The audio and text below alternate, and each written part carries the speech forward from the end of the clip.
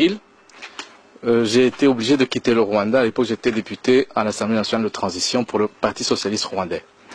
Mais quelques mois avant, j'ai eu l'occasion, c'est peut-être une chance, d'assister à une séance au cours de laquelle l'ancien président de la République, Pasteur Bizimungu, est venu nous expliquer les raisons pour lesquelles l'armée rwandaise était au Congo.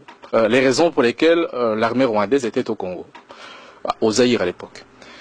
Il a amené avec lui une carte et il nous a expliqué dans une séance qui était à huis clos jusqu'à quel niveau le Rwanda précolonial pouvait être délimité. Et donc il a montré qu'une partie du territoire du Congo actuel, d'après lui, revenait au Rwanda. Il a même parlé plus tard à la presse de la nécessité d'une seconde conférence de Berlin. Ce ne sont pas des fictions, ce sont des déclarations politiques actées.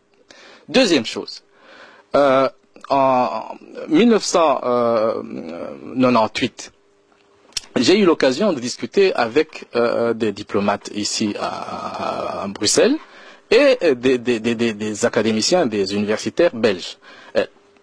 Des deux types de discussions que j'ai pu avoir, il y a au moins un académicien, un universitaire belge qui a parlé de la nécessité de l'établissement d'un État tampon entre le Rwanda et le Congo, comme solution, d'une part, à l'instabilité du Kivu, et d'autre part, à l'instabilité du Rwanda.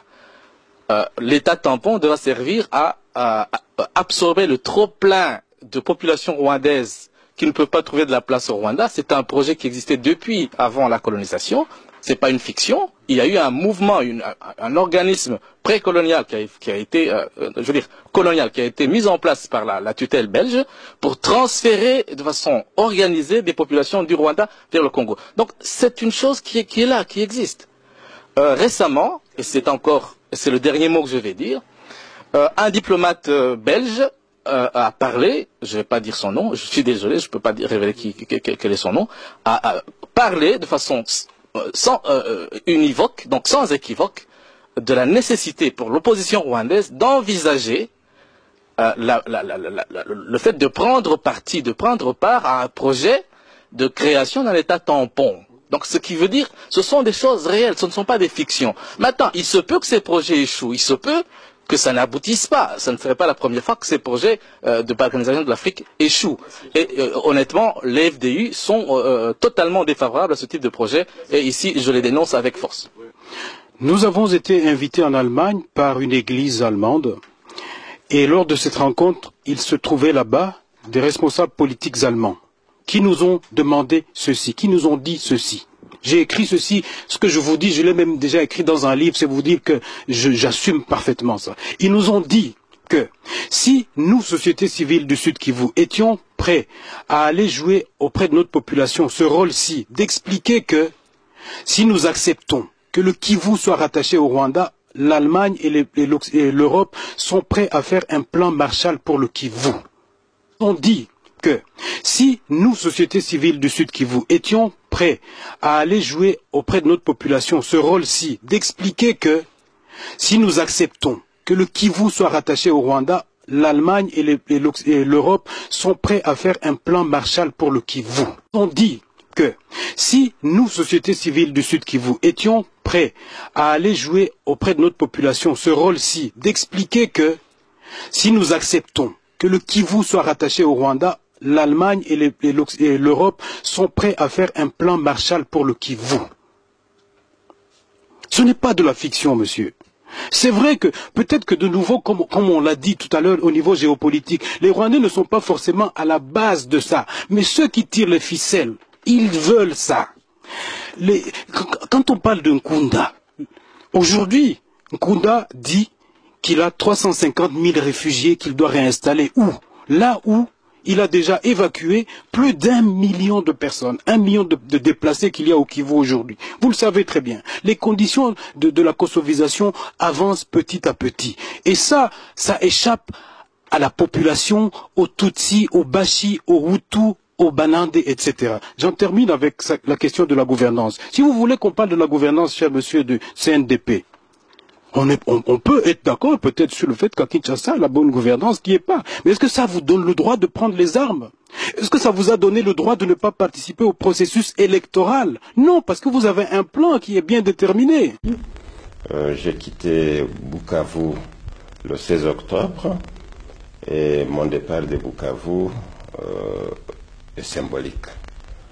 Comme vous le savez, depuis le 10 août 1998, des troupes rwandaises et ougandaises, actionnant certains Congolais, ont envahi, ont agressé notre pays en passant par les provinces du Nord et du Sud Kivu. Je me suis rendu compte après un temps, 2 mois et demi, que cette soi-disant rébellion, que ce mouvement appelé par les animateurs de libération n'en était pas. Il y en a eu d'abord à une échelle réduite. Nous devons signaler que tous les officiers congolais qui étaient à Bukavu ont été lâchement assassinés. Je pense que c'était le 4 août à l'aéroport de Kavumu par les troupes rwandaises. Vous avez vous-même été témoin de ces faits ou bien on vous les a rapportés et cette information est authentique donc? Cette information est irréfutable.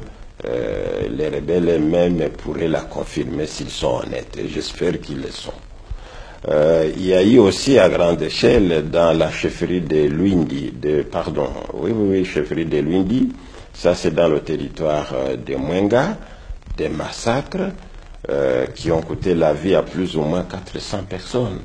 Mais les personnes qui ont été citées essentiellement, c'était des autorités, notamment le chef coutumier, le Mwami, son épouse.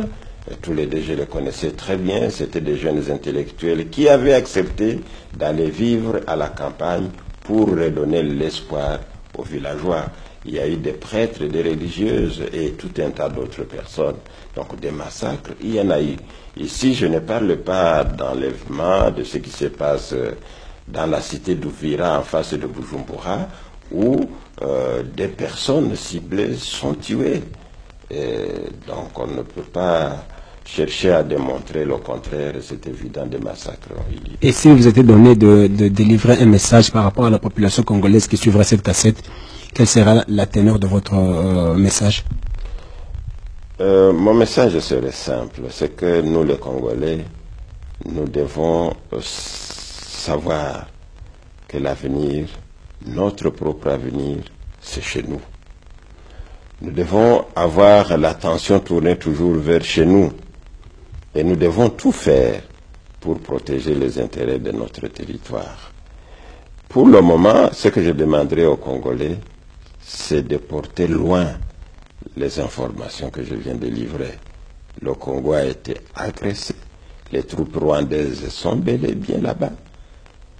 S'il y a des Congolais, c'est comme si un père de famille se trouvait agressé par des bandits, mais à qui son propre enfant a cédé la clé de la porte d'entrée.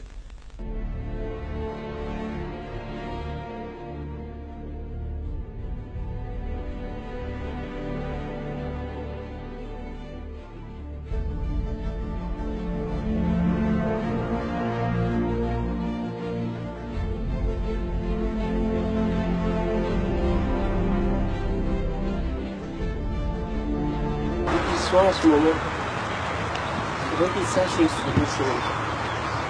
Il a aussi 7 enfants. À ce moment-ci, je ne sais pas si je ne comptais pas sur de bons habits.